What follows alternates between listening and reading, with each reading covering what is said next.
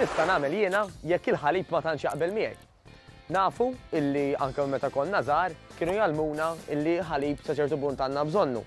Però tajjeb ngħidu wkoll illi m'għandniex bżonnu meta nikbru daqskemm għandna bżonnu meta nkunu għadna ċkejknin tajjeb forsi f'ġufomna. Għaldaqstant jekk inti waħda minn ħafna nies illi il-ħalib ġieli anke ikun lactose free xorta jaffettwak tal-imod li qisu jkollok xi ftit tal-blocked nose jew tħossok kif jgħidu bl-Ingliż bloated minn fuqha. L-aħbar tajba hi illi hemm ħafna ikel fosthom il-brokkoli biex insemmi tip ta' ikel wieħed illi huwa xorta għoli fil-kalsjum u vitamini oħrajn. Allura inti le mhux bil-fors għandek bżonn il-ħalib tal-annimali speċjalment.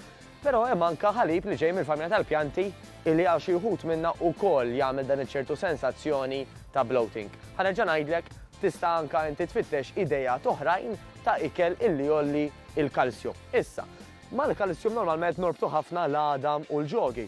X'ħajjejn jiena biex insaħħaħ l-għadam u l-ġogi? Għandi aħbar tajba.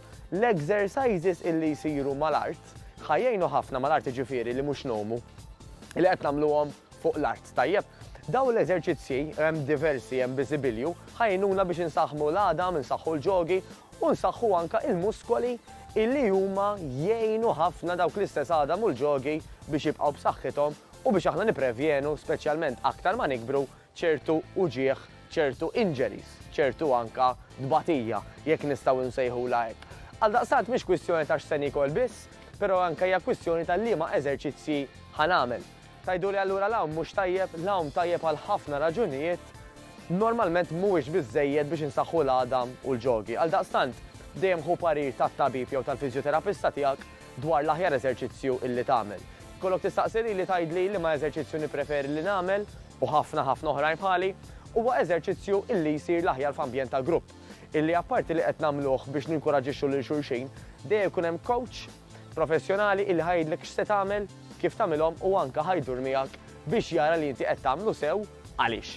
Biex minn dik in-nofsija, għax aħna nagħmlu nofsija regolari tajjeb minn tal-inqas tliet darbit fil-ġimgħa, tieħu l-aħjar tagħha waqt illi tnaqqas ir-riskju ta' xi uġieħ li emmulaw, anzi tissoda dak l-għadam, il-ġogi u l-muscles.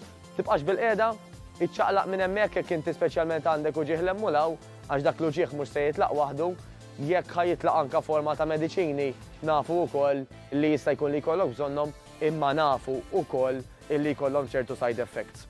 Mela qabel ma tasal fi stat li ħadd iddependi mill-mediċini, ara kif tista' tipprevjeni ħallitek il-bambin irid tgħix aħjar, tħossok aħjar u iva tidher aħjar għax xi mediċini, jekk mhux ħafna mediċini, għandhom anke effett ta' bloating u ta' forsi anke side effects oħrajn illi ma jgħinukx biex tidher u tħossok aħjar.